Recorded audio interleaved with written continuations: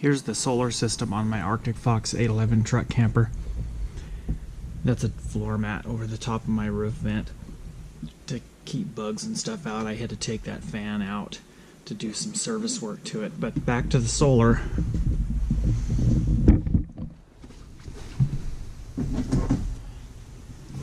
I bought all my components from AM Solar in Springfield, Oregon. And right there we've got the junction box. The wiring from both panels comes into this, and that ties into the factory solar pre-wire that goes down inside.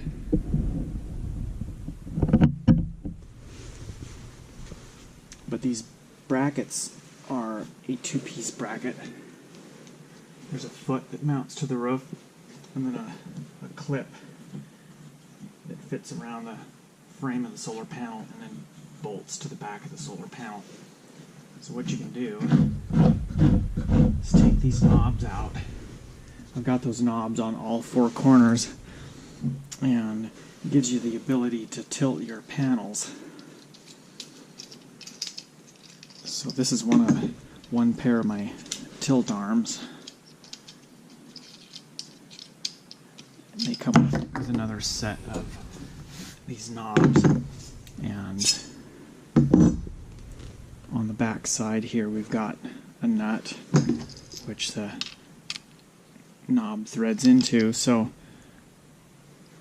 we undo two knobs, tilt the panel up, and put the arm in place. So the threaded would go down here, and then your other knob would thread into this bracket here, the bracket that fits on the back of the solar panel, which already has a nut plate on it. Pretty slick system. These are made out of stainless steel. All of the hardware is stainless steel as well.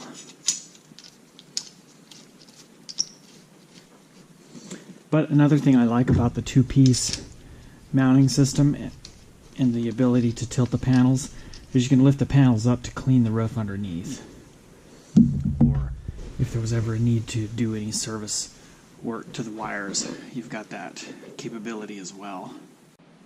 These are two 160-watt panels mounted on the sloped nose portion of the camper.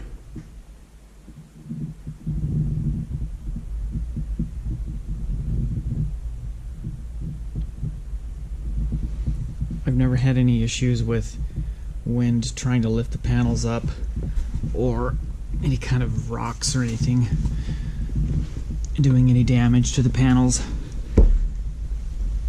Die-core sealant placed over all of the hardware. I always check everything once a year, sometimes twice a year. Just get up on the roof and do a visual inspection of everything.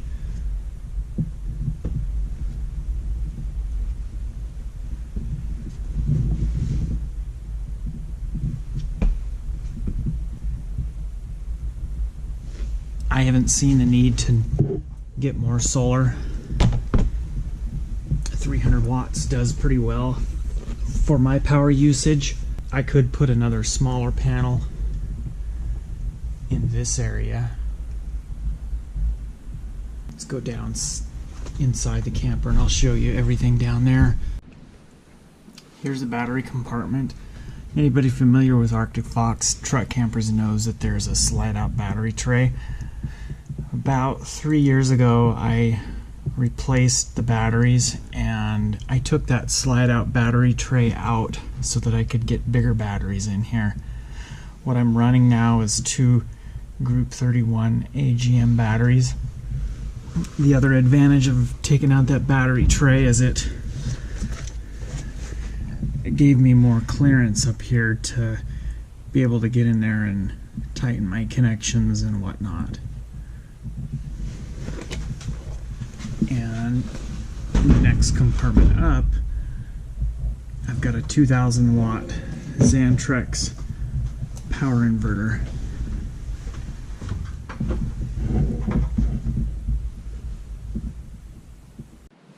And on the inside here, I've got my solar regulator. You can turn the solar panels off. You can switch between shore power and dry camp mode. That basically changes the upper charge voltage. And there's a switch where you can read battery voltage, array amps, and then charging amps.